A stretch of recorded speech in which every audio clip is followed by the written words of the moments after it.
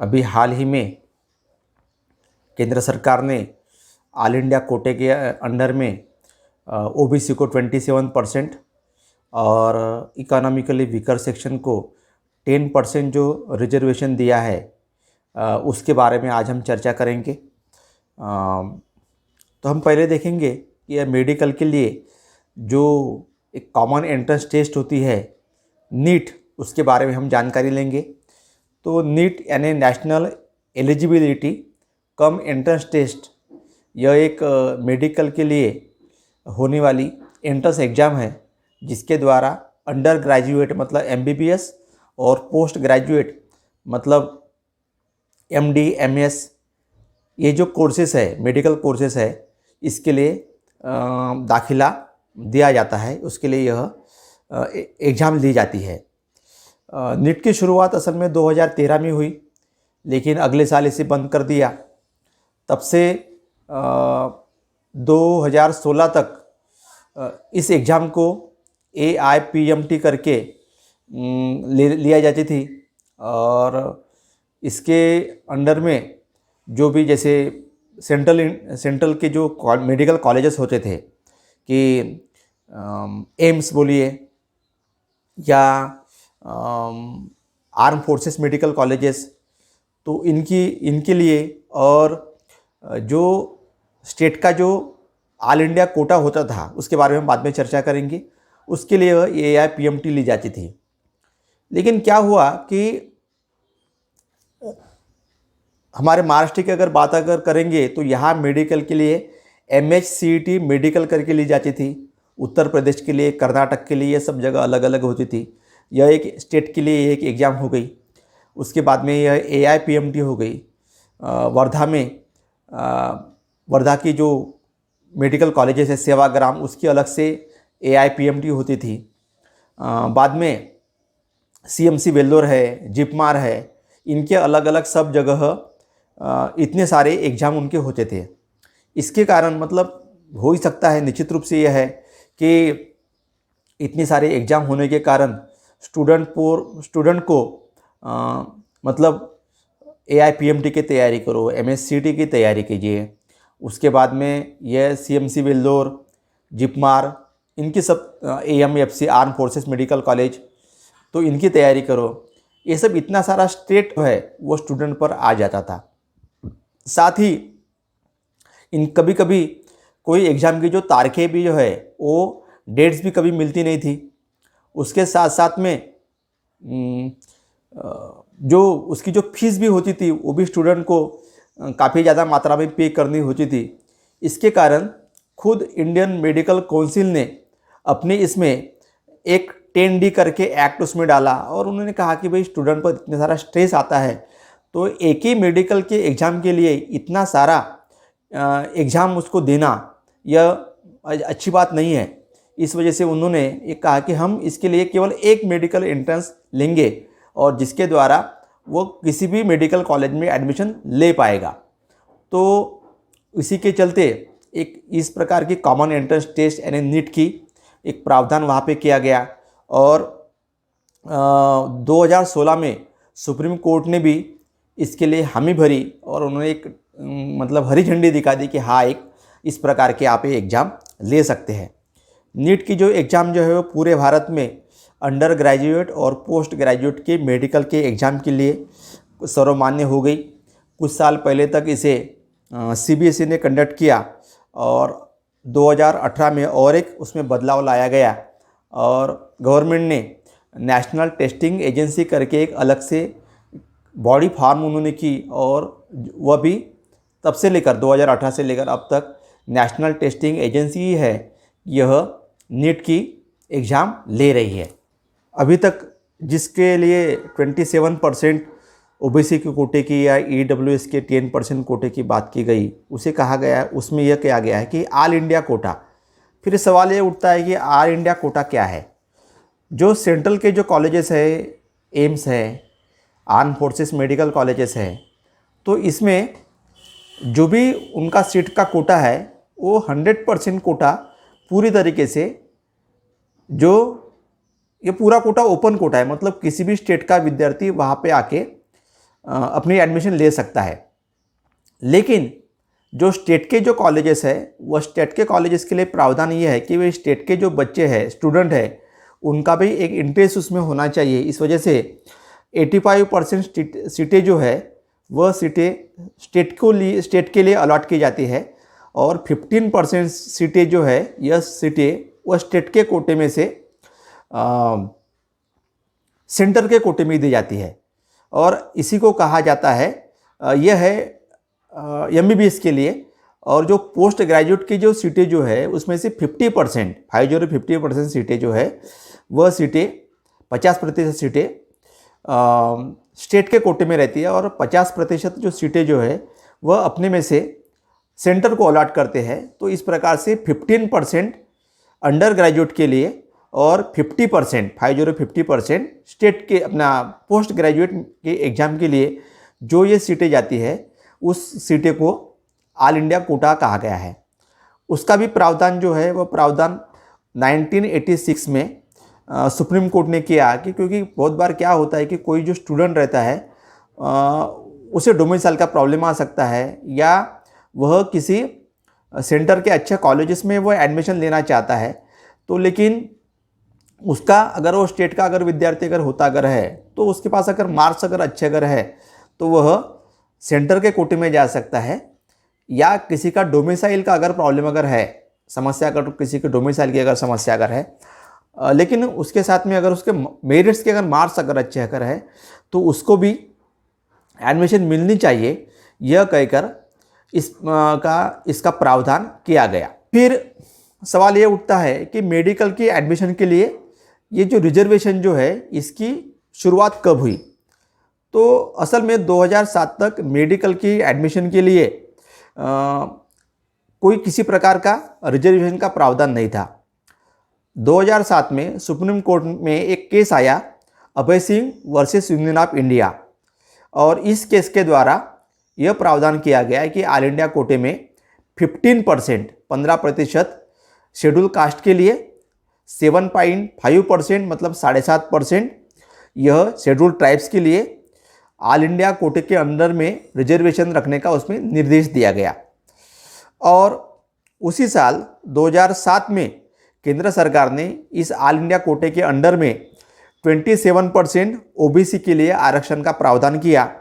और इस कोटे में फिर से 2019 में जो आर्थिक रूप से पिछड़ा जो वर्ग जो है, इकोनॉमिकली वीकर सेक्शन है, उसके लिए 10% रिजर्वेशन का इसमें उनके लिए भी कोटा रखा गया। इस प्रकार से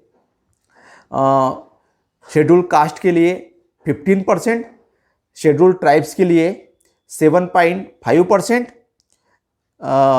OBC के लिए 27% और इकोनॉमिकली वीकर सेक्शन के स्टूडेंट के लिए 10% कोटा इसमें रखा गया। और इस प्रकार से यह जो है रिजर्वेशन की पॉलिसी तब से शुरू जैसी हुई। लेकिन बात यह हो गई उसमें कि फिर ये जो बातें जो आई, अभी जो ये जो कोटे की शुरुआत करके गवर्नमेंट ने बोला कि हम 27% इसमें यह प्रावधान जैसे करेंगे जैसे, तो फिर ऐसी कौन सी बात हो गई कि जिसके द्वारा गवर्नमेंट को यह जो डिसीजन जो है वह डिसीजन उनको लेना पड़ा। हम अगर अभी के कुछ दिनों की चर्चा अगर करते अगर है तो काफ़ी सारे दिनों से सोशल मीडिया में या जब नीट का नोटिफिकेशन निकलता था इसके एग्ज़ाम, मेडिकल के एग्ज़ाम के लिए, तब तक OBC की ओर से इस प्रकार से ऑल इंडिया कोटे के रिजर्वेशन की बात बार बार बोली जाती थी कि 27% OBC को रिजर्वेशन दिया गया है। लेकिन यह कोटे में किसी प्रकार का मतलब ये जो कोटा जो ये कोटा में एडमिशन नहीं हो रही है। तो इसके लिए हमारे नागपुर बेंच में भी, हाई कोर्ट के नागपुर बेंच में भी इस प्रकार की एक याचिका दायर की गई, लेकिन अभी तक उसका रिजल्ट कुछ आया नहीं है। कुछ ही दिन पहले लोकसभा में उसके असल में उसकी शुरुआत तो महाराष्ट्र से हुई। महाराष्ट्र में क्या हो गया कि जो लोकल बॉडी इलेक्शन है, मतलब अपना पंचायत समिति के ब्लॉक लेवल के स्तर के या जिला परिषद के लेवल के जो है, तो उसमें ओबीसी के आरक्षण को पूरी तरीके से उन्होंने सुप्रीम कोर्ट ने निरस्त कर दिया। उसका कारण उन्होंने ये बोला कि भाई ओबीसी को आप जो आरक्षण दे रहे हैं, ये जातियाँ किस प्रकार से पिछड़ी जातियाँ है, इसका आपके पास में क्या इम्पेरिकल डाटा है।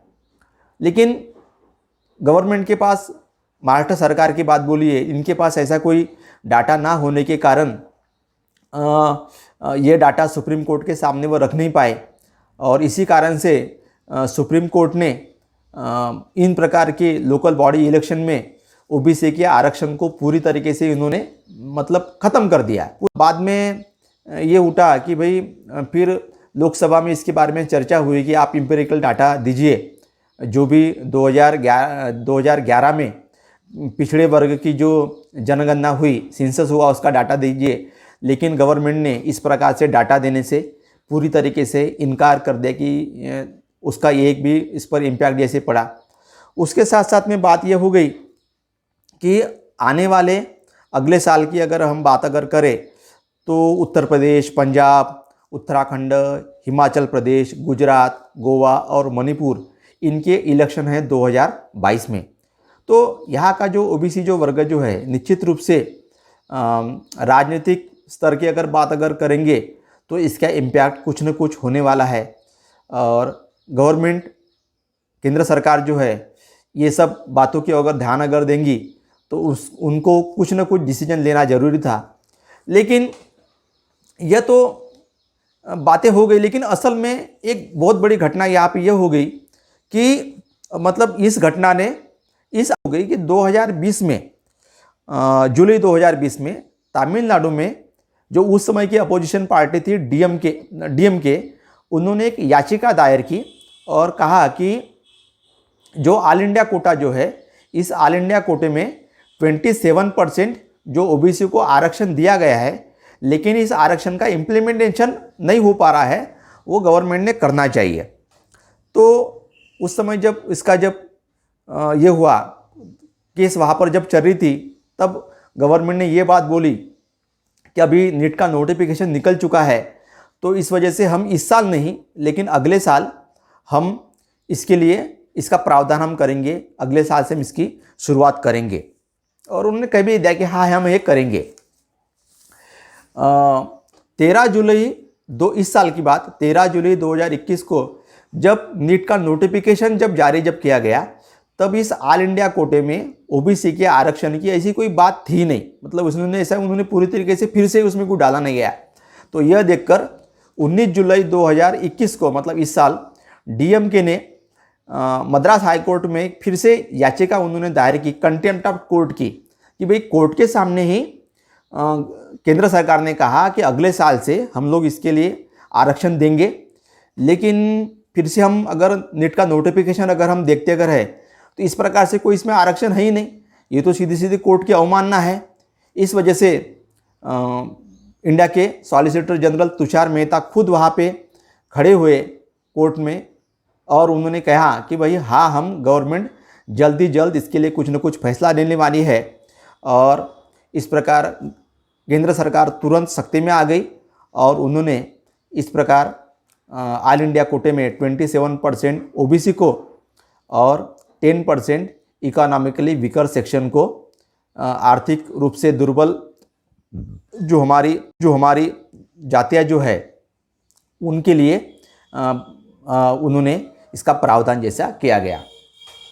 इससे अब सवाल ये उठता है कि भाई इस प्रकार अगर ऑल इंडिया कोटी की बात करें तो इसका कितना फ़ायदा हो सकता है, कितनी सीटों का फ़ायदा हो सकता है। तो अभी भारत में मेडिकल कॉलेजेस है, उसकी संख्या जो है वह 558 हो चुकी है। इसमें एमबीबीएस की 85,000 सीटें हैं और पोस्ट ग्रेजुएट की जो एमडीएमएस है उसके लिए 54,275 सीटें हो चुकी है। इस प्रकार अगर हम ऑल इंडिया कोटी की बात करें तो ओबीसी के लिए अंडर ग्रेजुएट मतलब एमबीबीएस की 1500 सीटें और पोस्ट ग्रेजुएट एग्ज़ाम के लिए 2,500 सीटें इस कोटे से बढ़ सकती है। अगर इकोनॉमिकली वीकर सेक्शन की बात करें तो अंडर ग्रेजुएट के लिए 550 और पोस्ट ग्रेजुएट के लिए 1,000 सीटें इसकी भी बढ़ सकती है।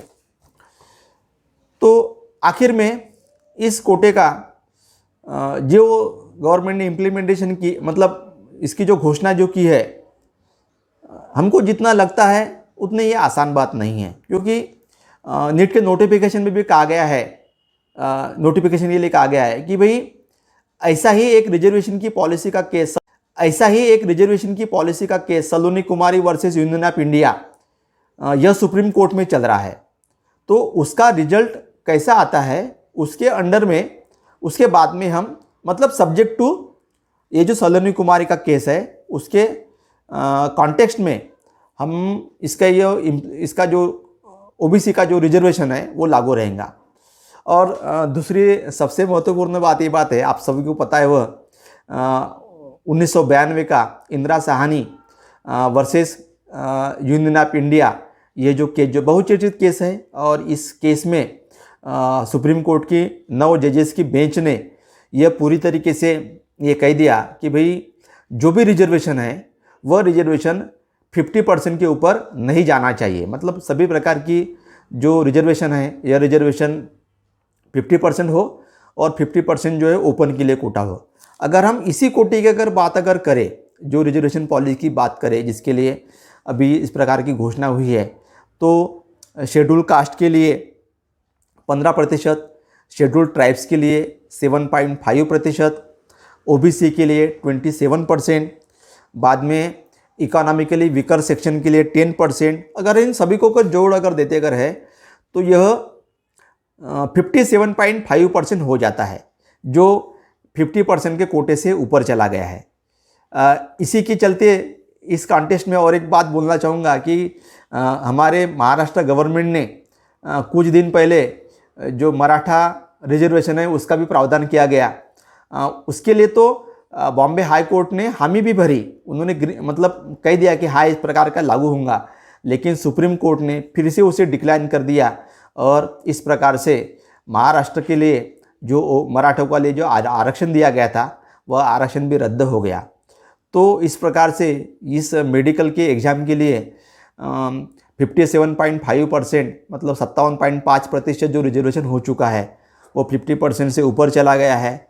इस वजह से यह किस प्रकार से इम्प्लीमेंटेशन होता है, क्या होगा, ये तो निश्चित रूप से आने वाला समय ही बताएगा।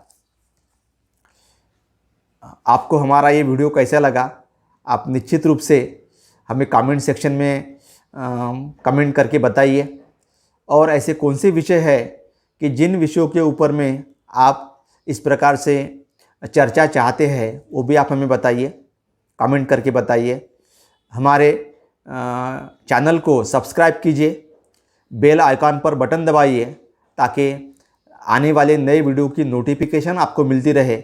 और इस चैनल को अपने दोस्तों के साथ में, परिवार के साथ में शेयर कीजिए ताकि इस प्रकार की जो जानकारी है, ये जानकारी के बारे में उनको भी पता चल सके। तो मिलते हैं हमारे फिर से एक नए समसामयिक विषय के साथ में अगले वीडियो में।